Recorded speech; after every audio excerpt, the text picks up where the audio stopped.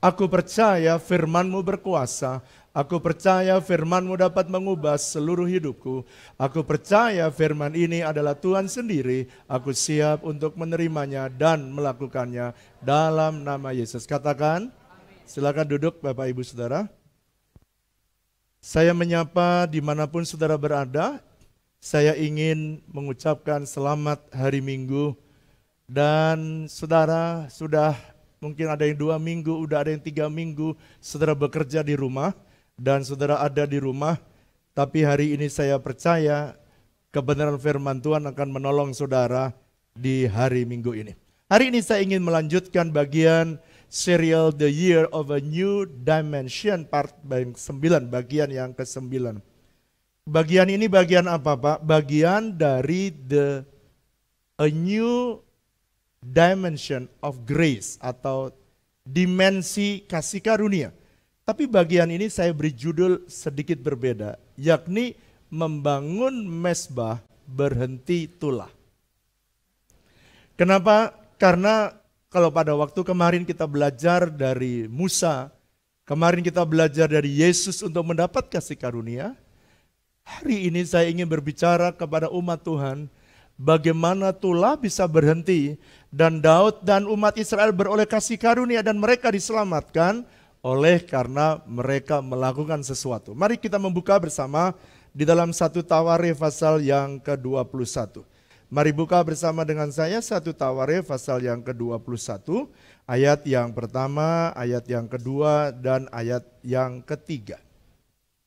3 ayat saya baca dan selanjutnya saudara baca di rumah supaya saudara bisa mendapatkan understanding yang baik. Saya baca ayat pertama. Iblis bangkit melawan orang Israel dan ia membujuk Daud untuk menghitung orang Israel. Lalu berkatalah Daud kepada Yoab dan kepada para pemuka rakyat, "Pergilah, hitunglah orang Israel dari Berseba sampai Dan, bagian utara sampai bagian selatan.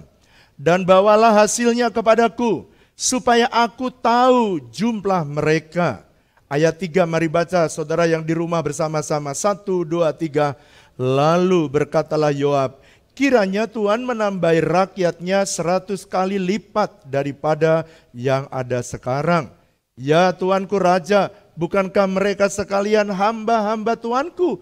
Mengapa Tuanku menuntut hal ini? Mengapa orang Israel harus menanggung," perhatikan, "kesalahan oleh karena hal itu?"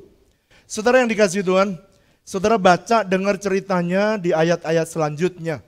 Bahwa ternyata kalau saudara perhatikan apa sih kesalahan daripada Daud di kala itu.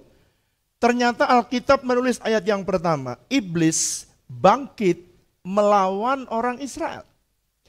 Jadi kadang-kadang saudara, Tuhan menghukum suatu bangsa atau mendatangkan malapetaka atau sekarang ada goncangan atau ada wabah atau ada penyakit, itu sometimes juga bisa diakibatkan oleh karena iblis bangkit melawan orang Israel.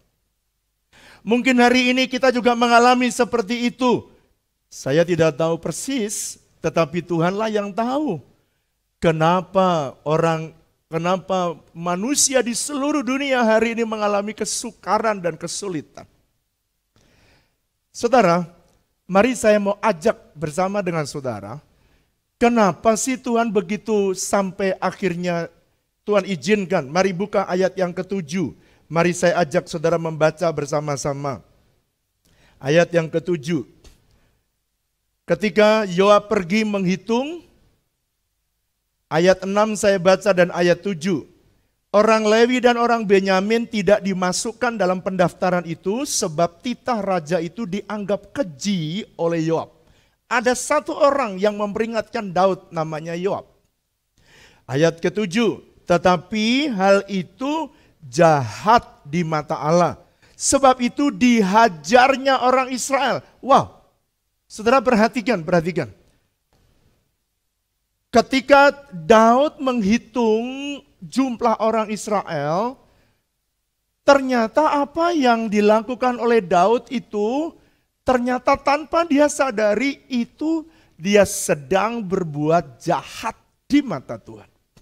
Mungkin saudara bertanya, Pak, apa sih kejahatan dia sehingga Tuhan begitu marah? Dulu saya juga berpikir waktu saya membaca ayat ini, apa sih salah menghitung? Kenapa dia menghitung rakyatnya? Kenapa dia menghitung jumlah bangsa Israel? Kenapa sampai Tuhan marah? Dan saudara tahu jumlah yang akhirnya dibinasakan oleh Tuhan, 7.000 orang. 70.000 orang. Wow, begitu besar jumlah yang mati karena murka dan kemarahan Tuhan.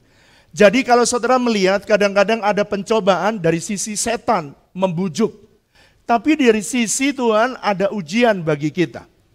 Saudara, sebenarnya apa sih yang dilakukan oleh Daud sehingga Tuhan begitu murka kepada Israel? Kenapa sih seharusnya menurut saya Daud yang berdosa, seharusnya dia juga yang harus dihukum. Tetapi orang ini beroleh kasih karunia. Wah, ingat kembali waktu kita belajar pada sesi-sesi berikutnya. Kasih karunia adalah hak prerogatif Tuhan memberikan kepada siapa dan itu terserah Tuhan. Itu sebabnya kalau saudara sudah menjadi orang kekasih Tuhan dan saudara menjadi orang yang sudah beroleh kasih karunia di hadapan Tuhan. Sometimes saya sulit sekali mengerti kenapa dia yang berbuat salah dan kenapa orang Israel yang mengalami celaka atau mengalami kematian. Pada waktu Daud menghitung, maka kemudian Tuhan marah karena dianggap jahat oleh Tuhan. Sebenarnya apa sih Pak yang dianggap, apa sih sebenarnya yang dibuat oleh Daud sehingga mereka dianggap jahat oleh Tuhan? Kenapa Yoab lebih peka daripada Daud? Kenapa pemimpin yang di atas dia tidak lebih peka? Nanti saya akan uraikan pelan-pelan. Lalu kemudian ketika Tuhan marah terhadap Daud dan atas orang Israel, maka datanglah Nabi Gad menyampaikan firman Tuhan kepada Daud dan kepada orang Israel.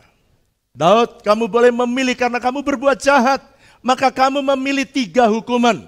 Kalau saudara membaca dalam perikop berikutnya, ayat yang ke-12, maka Gad menyampaikan ada 3 tahun kelaparan. Jadi pilih, semua 3. 3 tahun kelaparan di negerimu di Israel. 2, kamu boleh memilih 3 bulan kamu melarikan diri dengan dikejar-kejar oleh musuh.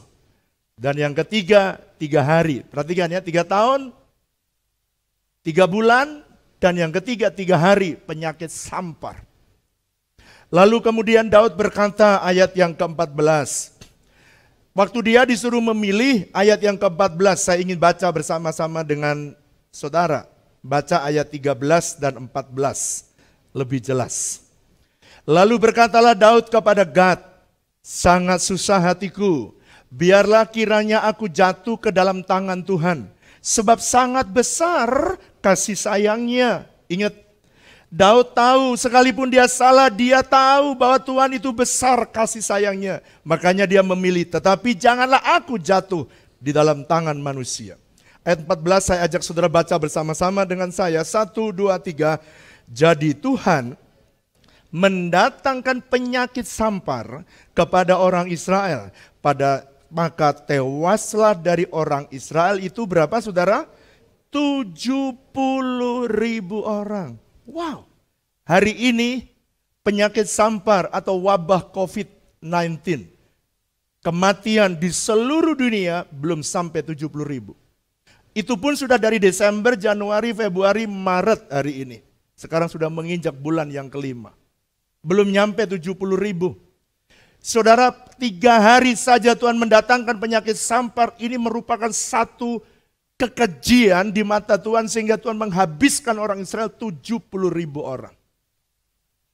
Lalu waktu Daud melihat itu, dia berkata, Tuhan aku gak bisa pilih, dan Tuhan jatuhkan hukumannya 3 hari penyakit sampar.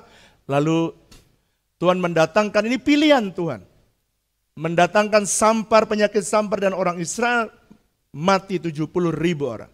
Tapi 1 Tawarikh pasal 21 ayat 14, Daud berkata begini, sesungguhnya akulah yang berdosa Tuhan, aku yang membuat kesalahan. Seharusnya akulah yang ditimpa murka dan keluargaku, tetapi kenapa domba-domba ini, apa yang dilakukan oleh mereka? Saudara perhatikan di sini. Di sini letak daripada kasih karunia. Daud adalah pribadi yang beroleh kasih karunia. Sehingga ketika dia salah, seharusnya dia yang ditimpa murka, tetapi Tuhan menimpakannya kepada yang lain. Saya mau beritahu saudara, hari ini saya pengen sekali saudara beroleh kasih karunia. Pertahankan kasih karunia itu di hadapan Tuhan. Jangan pernah melepaskan. Saudara masih ingat ketika pada bagian yang terakhir kemarin saya sampaikan pada sesi yang ke-8. Bahwa kasih karunia harus dipelihara. Kasih karunia harus dijaga sebab kasih karunia itu bisa hilang. Kalau kita tidak memperhatikan bisa hilang kasih karunia. Saudara, pada waktu saya merenungkan ini, saya mulai mencari tahu apa sih kesalahan Tuhan, kesalahan Daud yang dianggap oleh Tuhan jahat. Ternyata waktu Daud menghitung itu, dia sedang menghitung sambil merasa bangga. Perhatikan, dosa pemimpin itu kalau enggak dia membanggakan dirinya, atau yang kedua dia sombong. Ternyata Daud kena bujukan setan, coba menghitung, sambil dia menghitung, ternyata dia berpikir selama ini dia perang menang, selama ini pasukannya hebat, dia berpikir karena dirinya sendiri. Bukankah ini bisa dialami oleh semua orang? Bukankah ini bisa dialami oleh pemimpin bisnis? Bukankah ini bisa dialami oleh semua pemimpin keluarga? Atau kalau hari ini saya berbicara kepada diri saya, para pendeta yang mendengarkan kebenaran ini, bukankah ini juga bisa jatuh kepada para pendeta? Dia bangga dengan jumlah jemaat yang banyak, dan waktu dihitung dia membanggakan diri, dia berpikir bahwa dia mampu dan dia bisa. Saudara perhatikan bagian ini. Saya pada waktu merenungkan ini beberapa tahun yang lalu, atau tahun yang lalu tepatnya. Saya sebenarnya beberapa tahun yang lalu diberikan nasihat oleh orang di bawah saya, yaitu Associate Senior Pastor. Saya kagum melihat dia setiap kali dia menasehati saya, selalu dia punya cara bagaimana dia masuk dan nasihatnya itu selalu baik dan benar. Dan saya mau ikuti. Para pemimpin dengarkan, kalau Anda pemimpin, baik pemimpin bisnis. Sometimes saudara memang punya otoritas dan punya kekuasaan. Sometimes saudara tidak bisa dinasehati, dan itu yang membuat kita jatuh, itu yang membuat kita runtuh. Dan banyak orang di bawah kita menjadi rusak dan hancur oleh karena kesalahan kita. Saudara, Yoab adalah orang di bawah Daud. Itu sebabnya di orang-orang inti, sampai saya minta Pak Juhardi, Associate Senior Pastor salah satu, saya minta dia mengajar seni bagaimana menyampaikan kritikan kepada pemimpin. Waktu dia menyampaikan kritikan pada pemimpin, waktu diajarkan, wow, ternyata dia punya seni dan dia sudah punya kuasai. Dan nanti saya ingin supaya satu hari Pak Juhari menyampaikan gimana nasihat Yoab bisa diterima Daud, gimana nasihat Associate Senior Pastor bisa diterima oleh Senior Pastor. Dan kalau gereja ini berjalan sampai hari ini, karena ada orang-orang yang sering menasehati saya di samping kanan dan samping kiri saya. Dan saya duduk tenang dan berkata, I think that your opinion is good. Kadang-kadang aku berpikir bahwa aku hebat, tapi ya ternyata nasihatmu lebih bagus. Saudara, ini pentingnya, perhatikan. Hanya satu orang, ini pentingnya, saudara dan saya melihat keberhasilan bukan menjadi kebanggaan. Tadi pagi waktu doa fajar saya menangis, saya tidak tahan. Saya menyampaikan sometimes orang lain melihat bahwa keberhasilan itu menjadi kebanggaan. Kalau saya, setiap kali Tuhan membuat keberhasilan, justru saya tidak merasakan itu menjadi kebanggaan.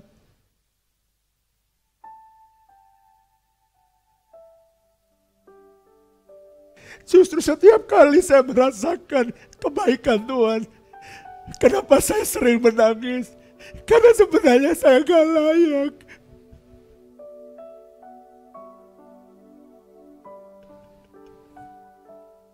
Waktu saya membaca ini,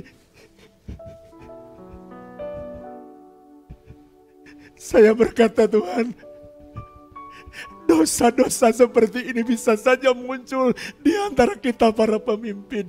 Dan tidak luput dari hidup saya juga. Jadi saya introspeksi pada waktu saya membaca ayat ini.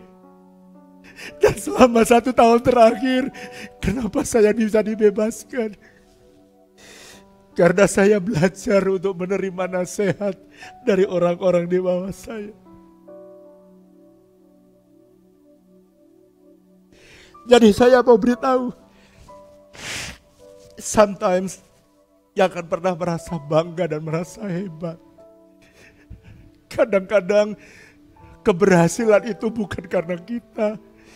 Dengan Allah, karena ada Tuhan. Unsur Tuhan yang lebih berperan daripada kita.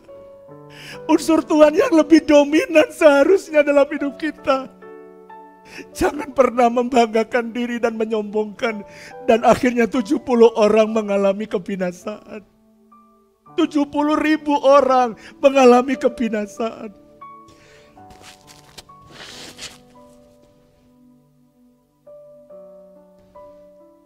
Apa sih yang kita perlu pelajari kalau Anda para pemimpin? Saya mulai dari para pemimpin termasuk diri saya. Betapa pentingnya pemimpin itu hidup benar di hadapan Tuhan. Sebab kalau kau tidak benar, orang di bawahmu yang mengalami sengsara. Kalau kau tidak benar, orang-orang di bawahmu mengalami penderitaan. Ketaatan pemimpin akan menghasilkan orang di bawahnya bisa menikmati kebahagiaan. Itu sebabnya saya berdoa. Lewat kebenaran ini, biarlah tulah yang datang di saat-saat ini. Mari para pemimpin merendahkan diri. Siapa tahu para pemimpin yang merendahkan diri dan membuat Tuhan bekerja di Indonesia. Dan Tuhan melalukan penyakit corona, COVID-19 bebas dari Indonesia. Bahkan kalau seluruh pemimpin di dunia ini, mereka merendahkan diri, bertobat dan mencari wajah Tuhan. Mengakui kesombongan kita. Saya yakin murkanya akan hilang dalam sekejap. Sebab bagi Tuhan tidak ada yang mustahil. Saya berdoa, sekarang kenapa orang Israel dibinasakan? Ternyata yang mengikuti jejak Yoab tidak banyak. Kalau saudara membaca terus, sebagian orang Israel itu setuju seperti Daud yang membanggakan dirinya bahwa Israel besar dan Israel kuat oleh karena kehebatan mereka. Please, hari ini, sebelum hari ini kita akan mengambil tubuh dan darah Yesus. Sebelum kita memakan tubuhnya dan meminum darahnya, periksa hati kita supaya kita bisa merendahkan diri di hadapan Tuhan. Dan saya percaya ketika kita merendahkan diri, mujizat banyak bisa terjadi. Ada seorang hamba Tuhan namanya J.J. Packer, dia berkata begini, God's word is His righteousness reacting against unrighteousness. Kemarahan Tuhan yang kudus, yang suci itu karena reaksi kebenaran Tuhan terhadap ketidakbenaran orang. Ketidakkudusan manusia sehingga Tuhan marah. Reaksi Tuhan, kemarahan itu karena kesucian dan kekudusan Tuhan. Philip Yancey dia berkata begini, we deserve punishment and we get forgiveness. Kita ini layak untuk dihukum, tapi kita juga layak untuk diampuni. We deserve God's word and get God's love. Kita juga bisa dimarahin oleh Tuhan, tapi kita juga bisa berhak menerima kasih dan cinta Tuhan. Itu sebabnya, dimanapun saudara berada yang mendengarkan kebenaran hari ini, mari kalau Anda pemimpin, saya ajak untuk merendahkan diri.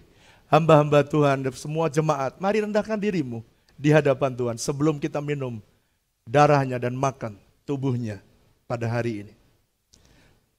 Mungkin saudara berkata, Pak, kalau dulu dosanya ada kebanggaan, melupakan Tuhan, kesombongan. Saudara, sekarang dosa manusia di muka bumi ini sangat menjijikkan. Aborsi sudah diberitahu jangan membunuh, tapi mereka lakukan aborsi. Saudara perhatikan di mana-mana ada LGBT. Setiap negara free sex ada di mana-mana, same sex marriage. Wanita dan wanita menikah, laki dengan laki menikah, padahal itu bukan sebuah pernikahan. Jadi setan coba membujuk manusia dan manusia mengikutinya. Saya berdoa setiap kali ada orang yang mendengar kebenaran ini, kalau Anda sedang melanggar kebenaran firman Tuhan, yuk kita bersama-sama, kita datang sama Tuhan, merendahkan diri supaya COVID-19 bisa sirna dari bangsa kita. Yang setuju katakan. Bahkan sekarang iblis membujuk bukan hanya zaman Yesus, semuanya akan kuberikan kepadamu kalau kamu mau menyembah aku. Hari-hari ini terjadi, saudara. Banyak orang menyembah dukun, menyembah setan, dan bahkan menyembah patung seperti zaman purbakala. How can? Gimana itu bisa terjadi? Tapi buktinya kita bisa melihat hari ini. Pertanyaannya, apa solusinya? Saudara, saya pengen supaya ini yang menjadi berita lebih kencang daripada berita yang lain. Apa solusinya? Nabi Gad datang kepada Daud dan berkata begini, Daud, kalau kamu mau melihat bencana penyakit sampar berhenti, yang menimpa rakyat ini, tulah ini berhenti. Ada orang yang berkata tidak setuju kalau COVID itu tulah, it's okay. Ada yang gak setuju kalau COVID ini adalah hukuman, it's okay. Saya sebutnya sebagai wabah, it's okay. Apapun saudara sebut, tetapi saya mau memberikan kebenaran firman Tuhan. Apa solusinya? Mencari vaksin, belum ketemu, saudara. Mencari obat, belum ada. Dan sudah nyebar kemana-mana. Apa solusinya? Alkitab menulis, Gad menyuruh, kalau kamu membangun mezbah di padang Araunah, maka kamu akan menghentikan, dan Tuhan, siapa tahu Tuhan berkenan untuk menghentikan tulah. Satu hari, saudara, Daud melihat malaikat maut, dia mengangkat pedangnya dan dia berlutut, kalau boleh berhenti. Dan kemudian dia pergi ke padang Araunah dan meminta kepada pemilik padang itu, namanya Ornan.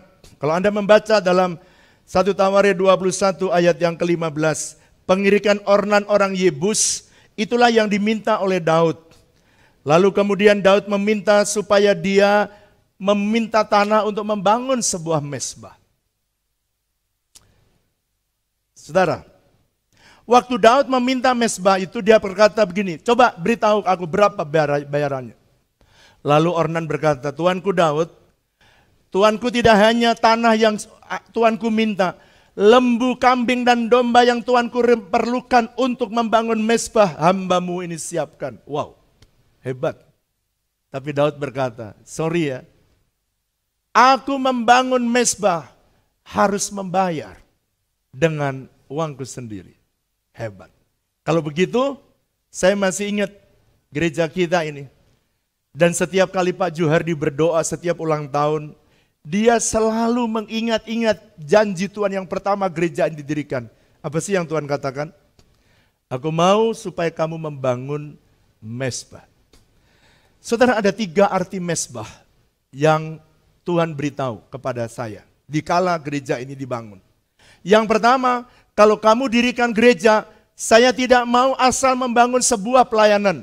Aku mau kamu membangun mezbah, sebab mezbah adalah tempat perjumpaan Tuhan dengan umat. Saya berdoa, dimanapun saudara berada, kalau Anda bangun mezbah, maka Tuhan akan berjumpa dengan saudara.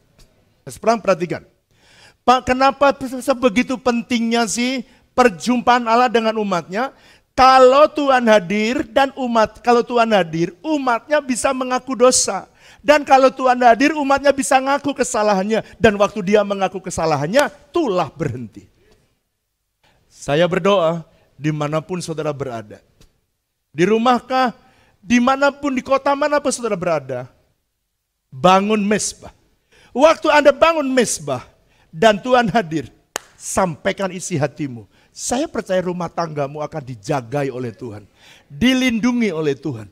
Saudara masih ingat pada waktu pertama saya minta supaya saudara mengurapi rumah saudara dengan minyak. Kedua, saya minta supaya saudara semprot rumahmu dengan disinfektan. Kali ini yang ketiga, saya minta saudara membangun mezbah supaya berhenti tulah. Mari katakan bersama saya, waktu saya membangun mezbah, berhentilah semua tulah. Saya berdoa waktu Anda mendeklarasikan itu terjadi dalam rumah tangga saudara, terjadi dalam bisnis saudara, terjadi dalam pekerjaan saudara, terjadi dalam pelayanan saudara. Supaya apa saja yang mezbah yang Anda bangun, berhentilah tulah. Pak, kenapa begitu penting sih kehadiran Tuhan di dalam mezbah? Sebab kalau Tuhan hadir, umatnya yang sakit bisa datang kepada Tuhan. Sebab dia Allah penyembuh, Allah Jehovah Rafa. Kalau Tuhan hadir, dengarkan, kalau pendeta hadir belum tentu ada kesembuhan. Tapi kalau Tuhan hadir, umatnya bisa datang dan minta disembuhkan. Dan itu pasti terjadi. Hari ini Anda yang sakit, mungkin tenggorokanmu yang gatel. Dulu tenggorokan gatel, cuek bebek. Sekarang tenggorokan gatel, sudah gemetar. Kenapa? Dikit-dikit COVID, dikit-dikit COVID. Saya rasa sudah waktunya kita memproklamirkan nama Yesus yang lebih terkenal. Jangan COVID lah yang lebih terkenal. Yesus yang harus lebih terkenal. Tepuk tangan dong buat Allah kita. Yesus lebih harus terkenal. Yang percaya katakan amin. Mari bilang sama saya mulai hari ini. Yang keras mulai hari ini. Saya harus deklarasikan nama Yesus lebih top daripada COVID. Pak, kenapa sih perlunya Tuhan hadir? Apa sih perlunya? Kalau Tuhan hadir, ada umatnya yang kekurangan, ada umatnya yang kelaparan, kehabisan sembako, datang kepada Tuhan di tengah kekurangan. Tuhan bisa membuka surganya dan memberikan kelimpahan kepada umatnya. Itu yang jauh lebih penting dari sekedar ibadah. Saya berdoa supaya saudara bukan sekedar saudara mengikuti church online, tapi bangunlah mezbah di rumah saudara. Kenapa sih Pak? Kehadiran Tuhan begitu penting, karena kalau Tuhan hadir, saudara yang takut, yang khawatir, Anda nggak bisa curhat ke orang lain. Kalau orang lain Anda diketawain. Tapi kalau Tuhan curhat, saudara curhat kepada Tuhan. Tuhan, aku khawatir, aku cemas, aku ragu. Tuhan akan mengangkat kekhawatiran saudara. Tuhan berkata, serahkanlah semua kekhawatiranmu kepada Tuhan dalam doa dan permohonan dengan ucapan syukur. Jadi dengan kata lain, kalau Tuhan hadir, itu kunci daripada mezbah. Ada seorang hamba Tuhan namanya Gerard. Dia berkata begini, God call us first not to a platform. Tuhan memanggil saudara dan saya bukan untuk langsung ada di atas mimbar. No, but to an altar. Tapi Tuhan memanggil saudara untuk ada di mezbahnya Tuhan. Saya memulai pelayanan menjadi pendoa syafaat.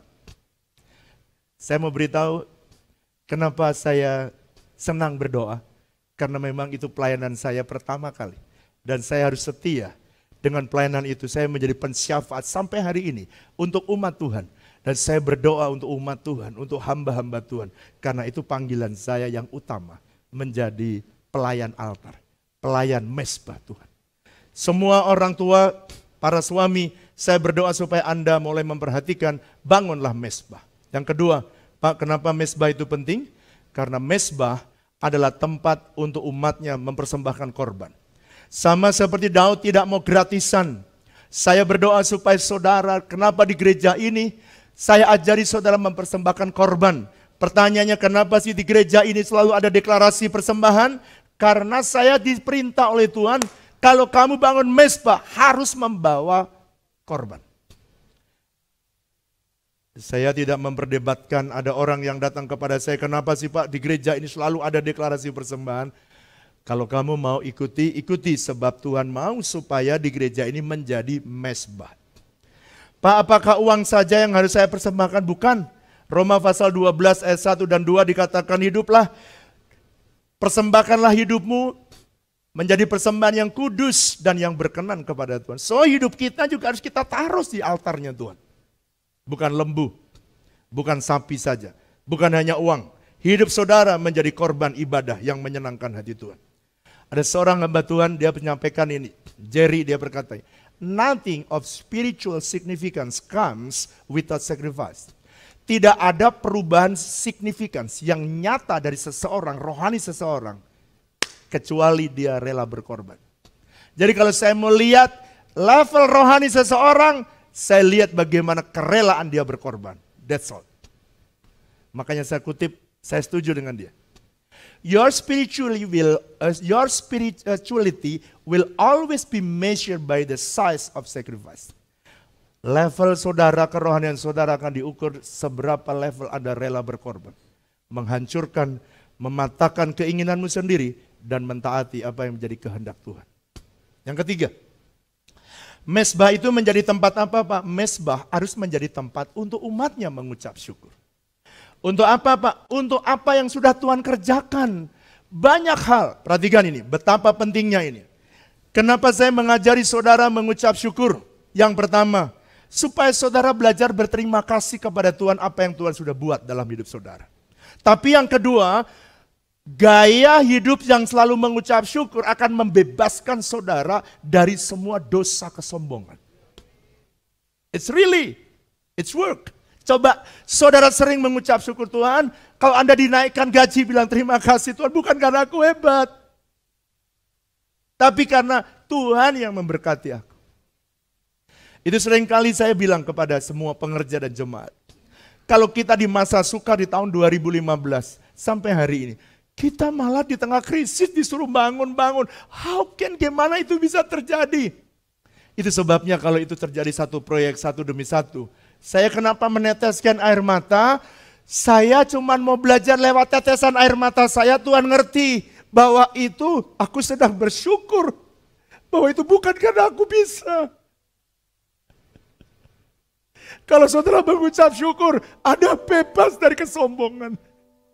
Kalau Anda mengucap syukur, saudara tidak mudah hidup sombong. Itu sebabnya Tuhan berkata dengan jelas. Dia berkata, nak, jadikan gereja ini menjadi mesbah. Jangan menjadi platform tempat orang perform. No. Jangan menjadi tempat orang petampilkan dirinya. No.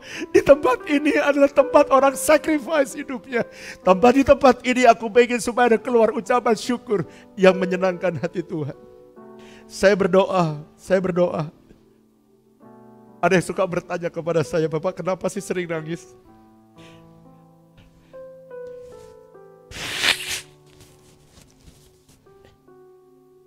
Ada yang mengira saya kehabisan duit.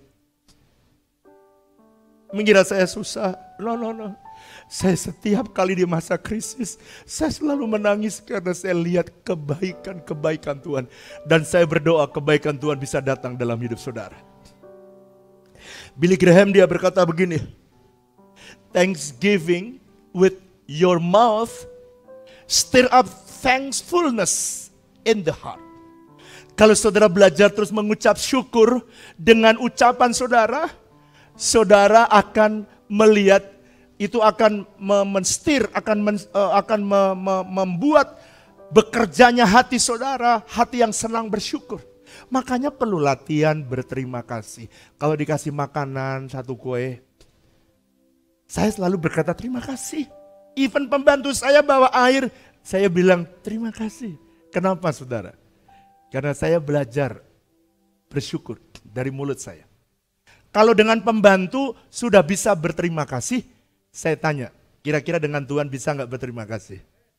Pasti bisa. So mulai dari hal-hal yang kecil, naikkanlah ucapan syukur.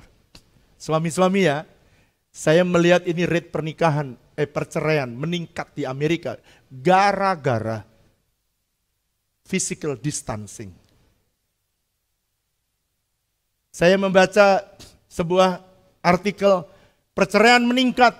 Kenapa? Biasanya ketemu istri cuma 1 jam, 2 jam, 4 jam maksimal. Ini ketemu istri, lu lagi. Suami-suami, dengarkan ya. Saya tahu ketawa-ketawa kalau di rumah. Saya nggak lihat, tapi Tuhan melihat ketawamu. Coba kalau istri masak yang bagus, coba berikan terima kasih buat istrimu. Gak ada yang amin saudara. Coba suami-suami supaya tidak meningkat perceraian di Indonesia. Saudara ada 2, 1 meningkat perceraian. Yang kedua kalau di Indonesia tidak, tapi meningkat baby-baby akan lahir di masa-masa selesai COVID-19. John Piper, dia menyampaikan hal yang luar biasa. Di saat seperti ini, apa sih yang harus saudara dan saya kerjakan? Mari saya minta, mari semua kepala keluarga, pumpung kau ada di rumah, bangunlah mezbah. Di saat seperti ini semua suami, saya kasih stressing, suami bangun mezbah. Saya mau memberitahu kepada saudara, pada saat ini, di saat 3 bulan ini kita harus dikarantina oleh Tuhan, mari bangun mezbah. Mungkin saudara berkata, Pak aku gak bisa nyanyi, gak bisa gitar, it's okay. Tapi semua sudah kita siapkan di WTC Apps. Saya minta coba media siapkan bagaimana tutorial, bagaimana supaya kita bisa bangun mezbah. Gak bisa nyanyi, ada -1. Gak apal nyanyiannya, udah ada liriknya. Gak bisa apa lagi, gak bisa khotbah, udah ada remanya. Mari kita dengar video yang satu ini. Hai families, saat-saat ini kita semua sedang menghadapi masa yang sukar. Terlebih dengan maraknya pandemi COVID-19. Namun, sebagai orang percaya, kita tahu bahwa harapan kita ada di dalam Tuhan, bukan pada keadaan. Salah satu cara untuk menaikkan level iman kita adalah dengan membangun mezbah keluarga di rumah. Seperti yang pernah dibagikan oleh senior pastor kita, dalam mezbah keluarga kita melakukan doa, pujian, dan penyembahan bersama, dan ada sharing firman-Nya juga. Sebagai family friendly church, GBI-WTC sudah menyediakan semua fasilitas yang saudara butuhkan untuk membangun mezbah keluarga. Nah, perhatikan cara berikut ini ya. Langkah pertama, install GBI-WTC Apps yang tersedia di Play Store maupun App Store. Untuk saudara yang membutuhkan bantuan musik dalam mezbah saudara, masuk ke Apps, kemudian klik menu carousel, klik Songbook. Ketik lagu yang saudara inginkan di kolom search, kemudian download lagu yang saudara inginkan. Selesai deh. Saudara langsung bisa memulai mezbah keluarga saudara dengan -1 yang disediakan. Sangat membantu bukan? Nah, jika saudara kesulitan menyiapkan rema yang ingin disampaikan, tenang saja. Saudara cukup klik menu Latest News, kemudian klik I Love Daily Bible Reading. Di situ saudara bisa menemukan renungan Kingdom Message untuk dibagikan kepada keluarga. Selamat menikmati dan bertumbuh dalam mezbah keluarga saudara. God bless you. Nah saudara, nanti saya akan upload, karena keterbatasan waktu saya mau upload contoh-contoh mezbah keluarga yang saudara bisa lihat di YouTube GBI-WTC atau di Instagram GBI-WTC Serpong. Nah, saya mau mengakhiri di saat-saat seperti ini, kecuali kita belajar sama Daud, tapi saya ingin supaya saudara belajar dari Musa apa yang diperintahkan Tuhan kepada umat Israel. Keluaran pasal 12 ayat yang ke-12. Sebab pada malam itu aku akan menjalani tanah Mesir dan semua anak sulung akan kubunuh. Dan semua Allah di Mesir akan kujatuhkan. Saudara, pada waktu hari terakhir, tulah yang ke-10, orang Israel akan keluar dari tanah Mesir, maka Tuhan memberi perintah, Tuhan akan menulai semua anak sulung. Dan Tuhan berkata, berikan tanda darah di bagian rumahmu masing-masing. Apabila aku melihat tanda darah, maka aku akan lewat dan tidak ada kemusnahan di tengah-tengah kamu. Saudara perhatikan ini ya. Pak, pertanyaannya, kalau pada waktu bangsa Israel mereka mau lewat dari tulah itu, mereka menaruh tanda darah. Pada waktu itu dia menyembelih anak domba dan tanda darah itu ditaruh di atas ambang pintu. Pertanyaannya, bagaimana dengan hidup saya sekarang? Apakah saya menyembelih domba lagi? No. Saudara, saya ingin supaya saudara mengerti kebenaran ini. Saya ingin saudara tahu kebenaran ini. 1 Korintus pasal 11 ayat yang ke-23 sampai 25. Saudara tidak lagi menyembelih kambing dan domba dan mengoleskannya. Tetapi 1 Korintus pasal 11 ayat 23-25. Allah sudah memberikan penggenapan daripada darah anak domba, sudah dibuktikan lewat karya Yesus, darah anak domba yaitu Yesus Kristus. Jadi kalau begitu 2000 tahun yang lalu sudah menggenapi, Tuhan sudah menggenapinya. Tapi pertanyaannya bagaimana supaya tanda darah ada dalam keluarga saya, ada dalam hidup saya. 1 Korintus pasal 11 menjelaskan dengan jelas ayat yang ke-23 dan 24. Perjamuan kudus adalah tanda persekutuan kita dengan tubuh dan darah Yesus.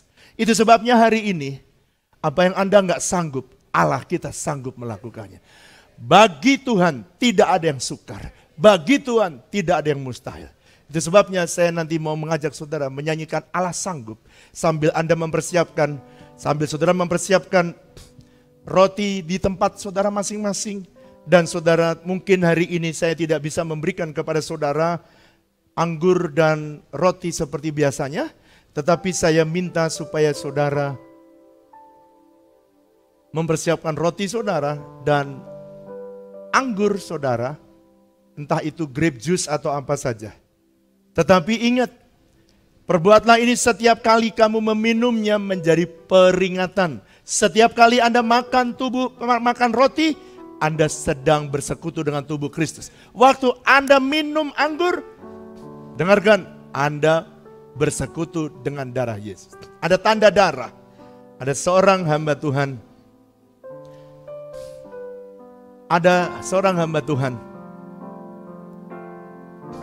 Dia berkata begini, Andre Murray, dia berkata, all of the glorious things that the blood means, this is the one most glorious. His blood is the sign, the measure, and the impartation of his love.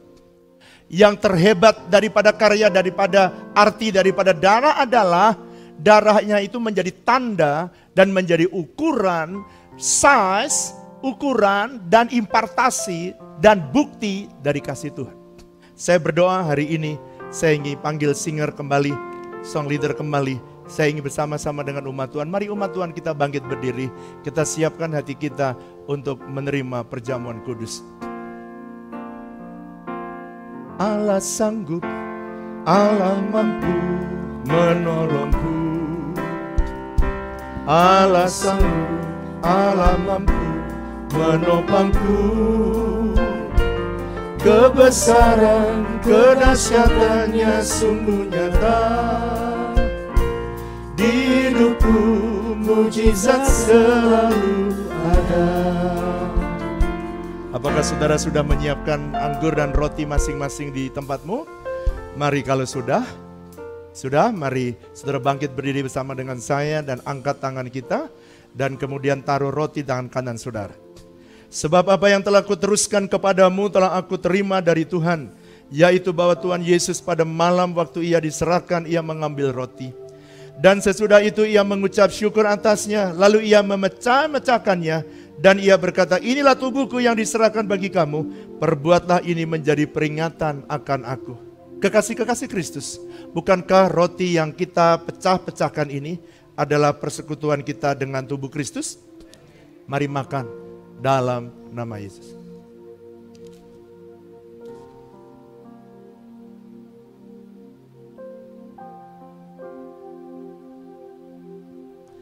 Mari angkat cawan di tangan kanan kita tinggi-tinggi. Demikian juga ia mengambil cawan sesudah makan.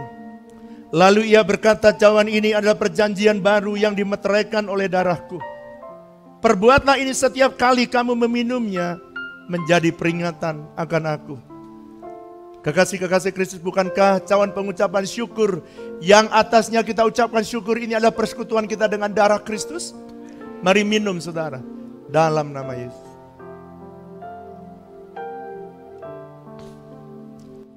Mari menyembah Tuhan, sembah Tuhan.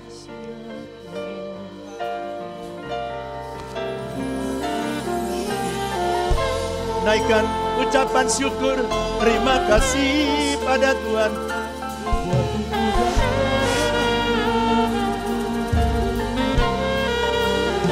Naikkan terima kasih Tuhan Yesus, terima kasih Tuhan Yesus. Haleluya.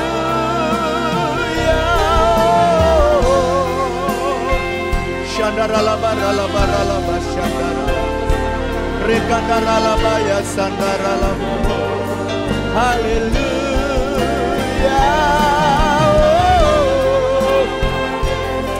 Shandaralabaralabaralabaralabar. Shikandaralabaralabaralabaralabaralabaralabar. Haleluya. Shandaralabaralabar. Mari angkat dua tanganmu. Angkat dua tanganmu. Terima pengurapan yang baru. Terima persekutuan tanda darah dalam hidupmu. Shalabaralabaralabarala. Jamaah dimanapun mereka berada, jamaah. Oh shakadaralabaralabaralabarala. Oh yes, sakadarala. Jamaah.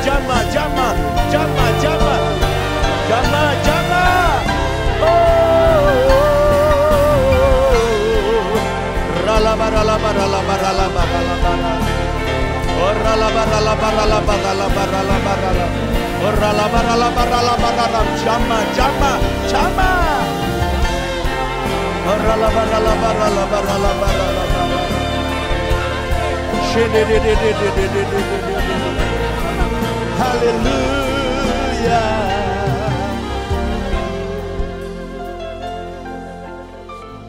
Mungkin ada saudara yang saat ini sedang sakit.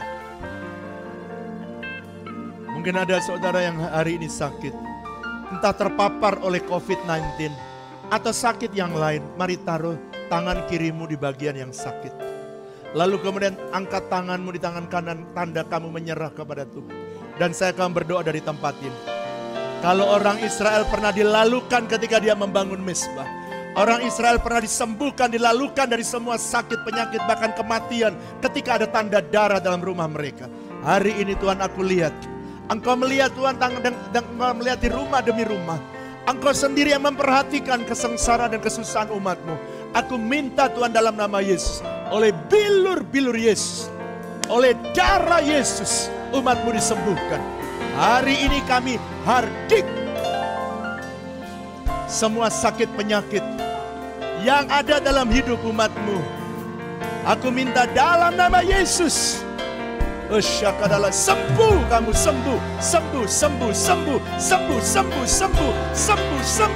Dalam nama Yesus kamu sembuh. Oh Syakakakarakosedekorobu. Re-radarababa. Sembuh.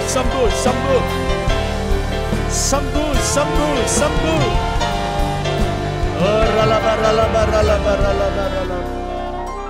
Ibu Flora akan berdoa untuk saudara yang khawatir, yang cemas. Mari angkat tanganmu. Kami berdoa bersama-sama dengan umat-Mu hari ini Tuhan. Yes. Aku berdoa firman-Mu hari ini biarlah menguatkan kami. Untuk setiap kami membangun mezbah keluarga. Aku berdoa suami, istri dan bersama dengan anak-anak. Setiap keluarga berkumpul bersama-sama.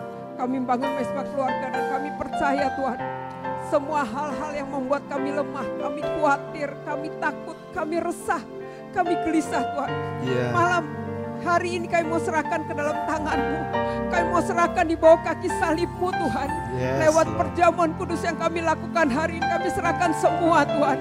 Kami serahkan dan biarlah kami mengalami damai sejahtera Tuhan yang berlimpah-limpah. Hari ini kami percaya kepada-Mu, kami mau mulai bangun mezbah keluarga. Aku berdoa biarlah damai sejahtera dan kasih Allah mengalir berlimpah-limpah.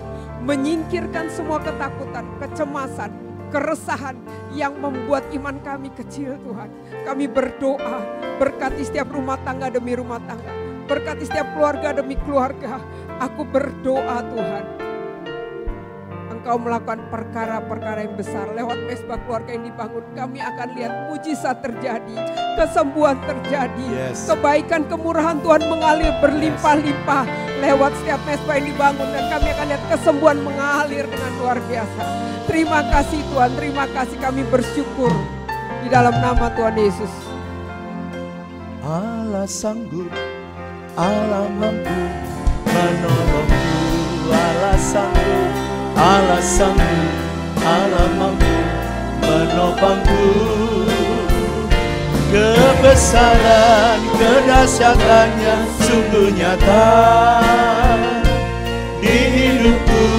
Mujizat selalu ada di hidupku.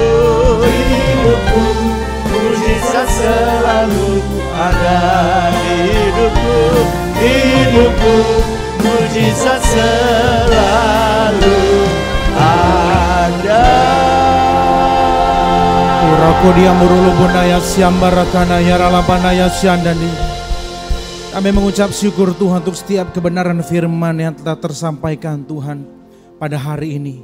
Aku berdoa Tuhan, biarlah firman-Mu tetap tinggal diam di dalam hati dan hidup kami. Biarlah kami Tuhan pada hari ini Tuhan kami mengingat bahwa kasih karunia Tuhan, ada usaha yang harus kami lakukan untuk membuatnya tetap tinggal dalam hidup kami. Jauhkan kami dari segala kesombongan Tuhan. Siapapun kami, dimanapun Tuhan menempatkan kami saat-saat ini. Aku berdoa buat kami mudah untuk mengucap syukur terhadap hal yang kecil sekalipun. Karena kami sadar setiap hal yang kecil itu adalah bukti kebaikan Tuhan dalam hidup kami. Jauhkan kami dari kesombongan Tuhan, supaya kasih karunia Tuhan terus ada dalam hidup kami dan keluarga kami. Dan juga pada hari ini Tuhan kami belajar bahwa setiap kami harus membangun mesbah keluarga. Biarlah mulai hari ini Tuhan, rumah yang belum ada mesbah akan ada mesbah keluarga. Sehingga meskipun Tuhan wabah corona masih ada di bangsa kami, tetapi rumah tangga kami dilalukan Tuhan. Setiap keluarga kami sehat, kuat dalam nama Yesus. Terima kasih Tuhan untuk senior pastor kami yang sudah menyampaikan firman-Mu. Kiranya Kau memberkati dia berlimpah-limpah. Kemanapun dia pergi melangkah, tanda heran ajaib, kemuliaan Tuhan selalu ada atas hidupnya. Tuhan juga memberkati keluarga-keluarga besarnya, supaya keluarganya bisa menjadi berkat contoh yang baik bagi keluarga-keluarga yang lain. Kami juga memberkati bangsa kami Tuhan, Shalom atas Indonesia. Kami melihat Tuhan, kalau masih ada wabah COVID-19 di bangsa ini, tapi biarlah orang yang mengandalkan Tuhan diluputkan Tuhan. Biarlah Tuhan, setelah masa-masa ini berlalu Tuhan, Indonesia akan punya satu budaya yang baru, yakni budaya tidak lagi Tuhan ada pertumpahan darah hanya karena perbedaan suku, ras dan agama. Kami melihat bahwa wabah Tuhan yang Tuhan izinkan terjadi ini tidak mengenal suku, ras dan agama. Biar Indonesia bisa semakin pulih Tuhan dari segala keterpurukan. Tuhan juga memberkati Pak Jokowi dan semua menteri, semua yang terlibat melayani bangsa ini Tuhan. Supaya Tuhan curahkan hikmat, supaya Tuhan mengarahkan setiap para pemimpin di negara ini Tuhan. Supaya membuat Indonesia dari negara berkembang menuju kepada negara yang maju dalam nama Yesus. Setiap hutang bisa dibayar dan dilunasi. Indonesia akan punya wajah yang baru. Karena Indonesia ada di matanya Tuhan. Indonesia ada di hatinya Tuhan. Terima kasih Tuhan Yesus. Kalau kami sudah boleh juga menyelesaikan ibadah kami, khususnya di hari ini. Setelah kami menerima kebenaran firman-Mu Tuhan, kami mau angkat dua tangan kami untuk terima berkat yang terbaik daripada Tuhan. Mari angkat kedua tanganmu saudara. Angkat dua tanganmu, pulanglah dan tinggal di rumah dengan aman. Dan Anda menikmati damai sejahtera yang terbaik yang berasal dari Tuhan. Diberkatilah hidupmu, diberkatilah pekerjaanmu, dijagai keluargamu dari semua penyakit sampar COVID-19 yang sedang mengamuk di waktu petang dan malam. Biarlah berkat kasih karunia dan damai sejahtera yang berlimpah-limpah dari Allah Bapa, kasih dan cinta dari Tuhan Yesus, persekutuan yang manis dengan Roh Kudus kiranya menyertai saudara sekalian mulai hari ini bahkan sampai selama-lamanya. Yang percaya sama-sama katakan amin.